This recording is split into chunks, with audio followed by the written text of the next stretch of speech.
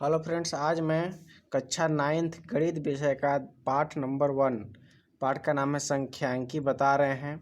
और मैं इस चैनल के माध्यम से कक्षा 9th के NCERT सिलेबस का 100% हल बताऊंगा और बहुत ही डीपली बताऊंगा। ठीक है फ्रेंड्स, बहुत ही बारीकी से बताऊंगा, सो इसलिए हमारा वीडियो थोड़ा लंबा हो जाएगा। सो ध्यान से देखिएगा, आपको पूर्ण रूप से समझ में आ जाएगा। तो आज हम संख्यांकी पद्धति, पाठ का नाम पहला संख्यांकी पद्धति बता रहे हैं। इसमें से पहला हमारा हेडिंग है, इसमें है प्राकृतिक संख्याएं। पहला हेडिंग क्या है? प्राकृतिक संख्या। प्राकृतिक संख्याएं। तो फ्रेंड्स, प्राकृतिक संख्या है, पहला हेडिंग है। प्राकृतिक संख्या मतलब जो भी हम नॉर्मली गिनती शुरू करते हैं, जैसे 1 से चालू करते हैं, 1 2 3 4 5 6 7 8 9 @ डॉट डॉट डॉट जहाँ तक अनंत तक, इसको बोलते हैं अनंत। यह चिन्ह क्या है? अनंत का। यह चिन्ह का उपयोग हम आगे चल के त्रिकोणमिति जब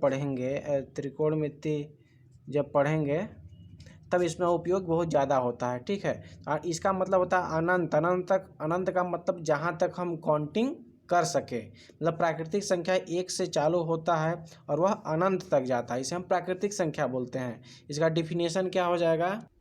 इसका डिफिनेशन हो जाएगा 1 से प्रारंभ होकर अनंत तक की संख्या को प्राकृतिक संख्या कहते हैं। मतलब 1 से प्रारंभ होकर अनंत तक जाने वाली संख्या, अनंत तक की संख्या को हम प्राकृतिक संख्या कहते हैं। इसी प्राकृतिक संख्या को इंग्लिश में हम नेचुरल नंबर बोलते हैं।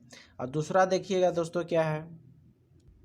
दूसरा है दोस्तों पूर्ण संख्या। पूर्ण संख्या इंग्लिश में इसको बोलते हैं होल नंबर।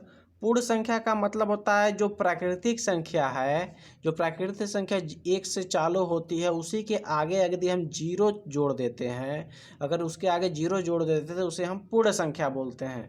पूर्ण संख्या का मतलब होता है कि जो संख्या 0 से चालू होकर अनंत तक जाती हैं उसे हम पूर्ण संख्या बोलते हैं। इसका डिफिनीशन हो जाएगा।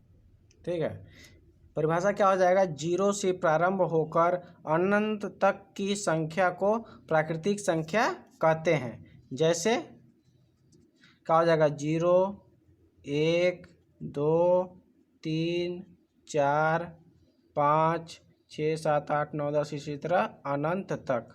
ठीक है, अब इसमें देखिए दोस्तों, एक सोचने वाली बात यह है या ध्यान देने योग्य बात यह है कि यह 0 से प्रारंभ हो रही है, इसे हम पूर्ण संख्या बोल रहे हैं, और यह 1 से प्रारंभ हो रही है, इसे प्राकृतिक संख्या बोल रहे हैं।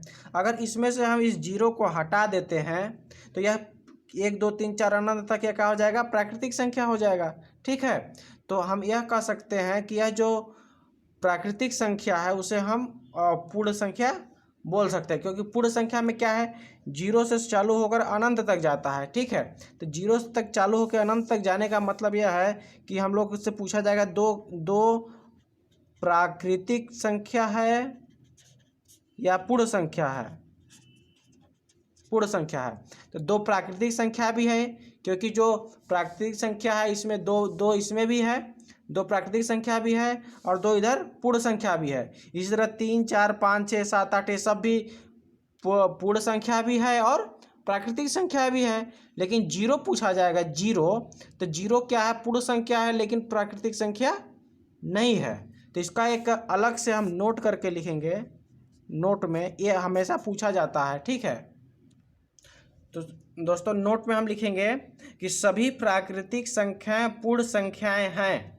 सभी प्राकृतिक संख्याएं पूर्ण संख्याएं हैं, लेकिन सभी पूर्ण संख्या प्राकृतिक संख्या नहीं है। इसका मतलब समझिएगा कि सभी प्राकृतिक संख्या पूर्ण संख्या है। प्राकृतिक संख्या क्या होती है? हमारा प्राकृतिक संख्या 1 2 3 4 5 डॉट डॉट डॉट अनंत तक होती है। ठीक है, तो यह 1 2 3 4 5 डॉट डॉट डॉट अनंत तक हमें पूर्ण संख्या में भी है। पूर्ण संख्या में भी है ना, 1 2 3 4 5 डॉट डॉट डॉट अनंत तक। लेकिन इसमें 0 अलग से जुड़ गया है। अगर 0 को हम निकाल दिया जाए तो यह भी एक क्या है? एक प्राकृतिक संख्या ही है।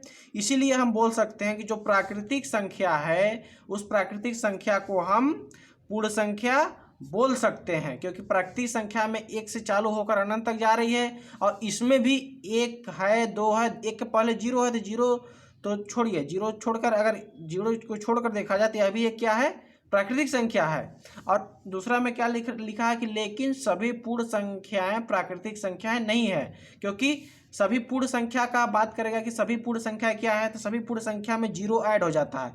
0 1 2 3 4 5 6 7 ये पूर्ण संख्या होती है। पूर्ण संख्या मतलब जीरो भी है, लेकिन प्राकृतिक संख्या में जीरो नहीं है। इसलिए हम कह सकते हैं कि जो पूर्ण संख्या होती है, सभी पूर्ण संख्याएं प्राकृतिक संख्याएं नहीं हो सकती हैं, क्योंकि प्राकृतिक संख्या में जीरो नहीं है, लेकिन सभी प्राकृतिक संख्याएं पूर्ण संख्या हो सकती है, क्योंकि प्राकृतिक संख्या एक से चालू है, अनंत तक गया है, और पूर्ण संख्या में भी एक है और एक से अनंत तक है। अलग से इसमें जीरो है, इसलिए जीरो प्राकृतिक संख्या में नहीं है, इसलिए जीरो पूर्ण संख्याएं प्राकृतिक संख्या नहीं हो सकती, लेकिन सभी प्राकृतिक संख्याएं प्राकृतिक संख्या पूर्ण संख्याएं हो सकती हैं। समझ में आ गया होगा आपको। तीसरा क्या है, तीसरा है पूर्णांक संख्या। पूर्णांक संख्या में क्या होता है कि प्लस वाला भी संख्या होता है और माइनस वाला भी संख्या होता है, ठीक है। तो मतलब जीरो से पहले प्लस होता है, सॉरी जीरो के बाद प्लस होता है और जीरो से पहले माइनस होता है। तो अगर बीच में हम जीरो लिखते हैं तो जीरो के बाद क्या आता है, एक, एक के बाद दो, दो के बाद तीन, तीन के बाद चार, चार के बाद पाँच, इसी तरह संख्या जाती है अनंत तक। और जीरो से पहले क्या आता है, माइनस एक, इसके पहले आता है माइनस दो, इसके पहले आता है माइनस थ्री, इसके पहले आता है माइनस चार, इसी तरह डॉट डॉट डॉट इधर माइनस अनंत तक, इधर माइनस अनंत तक और इधर प्लस अनंत तक, और बीच में जीरो। मतलब जीरो के बाद एक, दो, तीन, चार, पाँच, छः अनंत तक आता है। इसी तरह जीरो से पहले जो संख्या होती है minus one, minus two, minus three, minus four, minus five, इसी तरह माइनस अनंत तक, माइनस अनंत तक आती है, ठीक है। तो इन सभी संख्याओं को जो प्लस में भी हो, माइनस में भी हो और जीरो भी हो, उसे हम पूर्णांक संख्या बोलते हैं, ठीक है। तो पूर्णांक संख्या क्या होती है, पूर्णांक संख्या होती है कि जो धनात्मक भी हो और ऋणात्मक भी हो। तो ऋणात्मक, धनात्मक और ऋणात्मक पूर्ण संख्या, देखिए इसमें क्या है कि इसमें देखिए अगर हम इस जीरो के बाद देखें, इसको हम छोड़ दें, इसको भूल जाए, तो इसमें क्या है, एक, दो, तीन, चार, पाँच, छः डॉट डॉट अनंत तक, और एक से जो चालू होती है अनंत तक जाती है, उसे हम क्या बोलते हैं, प्राकृतिक संख्या। प्राकृतिक संख्या, यहाँ से यहाँ तक को हम क्या बोलेंगे, प्राकृतिक संख्या है। और अगर जीरो को हम जोड़ देते हैं, जीरो से चालू करते हैं, एक, जीरो, एक, दो, तीन, चार, पाँच, छः, सात, आठ, तो ये क्या हो जाता है, इस संख्या को यहाँ से यहाँ तक को हम क्या बोलते हैं, पूर्ण संख्या, ठीक है, इसको बोलते हैं पूर्ण संख्या। और इसके बाद इधर माइनस वाला भी जोड़ देते हैं, तो इसे हम बोलते हैं पूर्णांक संख्या। तो अब देखिए इसमें क्या है, पूर्णांक संख्या और पूर्ण संख्या, पूर्णांक संख्या को क्या बोलेंगे हम, अगर इसको हटा देते हैं तो इसको हम बोल सकते हैं पूर्णांक संख्या में प्राकृतिक संख्या आ रही है कि नहीं, यह प्राकृतिक संख्या है, तो हम यह लिख सकते हैं कि सभी प्राकृतिक संख्या जो है पूर्णांक संख्याएं होती हैं। और जीरो जोड़ देने पर क्या आता है कि सभी पूर्ण संख्याएं पूर्णांक संख्याएं होती हैं, ठीक है। तो इससे इसके थ्रू एक नोट में लिख सकते हैं हम।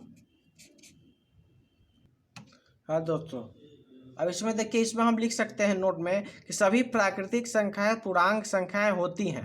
जो सभी प्राकृतिक संख्या यहाँ से आ गई, इसमें यह संख्या पूर्णांक संख्याएं होती है, कि पूर्णांक संख्याओं में इस प्राकृतिक संख्या को लिखा जाता है, ठीक है। तो इसको हम बोल सकते हैं कि सभी प्राकृतिक संख्याएं पूर्णांक संख्याएं होती हैं, लेकिन सभी पूर्णांक संख्याएं प्राकृतिक संख्याएं नहीं होती हैं, क्योंकि पूर्णांक संख्याओं में हमारा माइनस भी आ जाता है, जीरो भी आ जाता है और प्लस वाला भी आ सकता है, लेकिन प्राकृतिक संख्या में ओनली प्लस आना चाहिए, ओनली प्लस वाले को ही हम प्राकृतिक संख्याएं बोलेंगे। इसलिए हम यह नहीं कह सकते कि जो पूर्णांक संख्या होगी वही प्राकृतिक संख्या होंगी, यह गलत होगा, क्योंकि पूर्णांक संख्या में माइनस और जीरो भी आता है। लेकिन हम यह बोल सकते हैं कि सभी प्राकृतिक संख्याएं पूर्णांक संख्याएं होती हैं, क्योंकि सभी प्राकृतिक संख्या जो प्लस वाली है वह पूर्णांक संख्या में है। इसी तरह दूसरा नोट भी हो जाएगा। दूसरा देखिए क्या लिखेंगे कि सभी पूर्ण संख्याएं पूर्णांक संख्याएं हो, सभी पूर्ण संख्याएं पूर्णांक संख्याएं होती हैं, सॉरी 2 बार लिख दिए, इसको काट देते हैं। सभी पूर्ण संख्याएं पूर्णांक संख्याएं होती हैं। सभी पूर्ण संख्या पूर्णांक संख्या होती से मतलब क्या है, देखिए पूर्ण संख्या किसे बोलेंगे, जो 0 से चालू हो और अनंत तक जाए, इसे हम पूर्ण संख्या बोलेंगे। तो जो पूर्णांक संख्या है या पूर्णांक संख्याओं में ही पूर्ण संख्या लगा छिपा हुआ है, तो हम लिखेंगे कि सभी जो पूर्ण संख्याएं हैं वह पूर्णांक संख्याएं होती हैं। मतलब इन सभी पूर्ण संख्याओं को हम पूर्णांक संख्या कह सकते हैं, लेकिन सभी पूर्णांक संख्याएं को पूर्ण संख्या नहीं कह सकते। क्यों?